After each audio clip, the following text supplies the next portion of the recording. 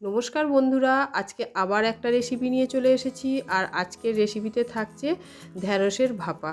নিরামিষ এই ঢ্যাঁড়সের ভাপা রেসিপি আজকে তোমাদের সাথে শেয়ার করছি। এর জন্য এখানে 1 চামচ কালো সর্ষে আর 1 চামচ পোস্ত নিয়েছি।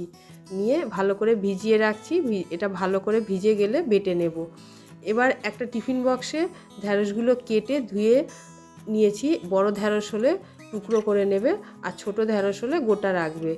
আর পোস্ত আর সর্ষে বাটাটা দিয়ে দিলাম, আর অল্প একটু নারকেল কোড়া দিলাম, পরিমাণ মতন লবণ দিয়ে দিলাম,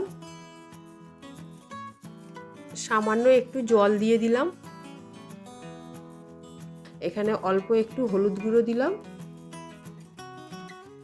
দিয়ে ভালো করে মাখিয়ে নিচ্ছি। এই মাখানোটা খুব সুন্দরভাবে মাখতে হবে।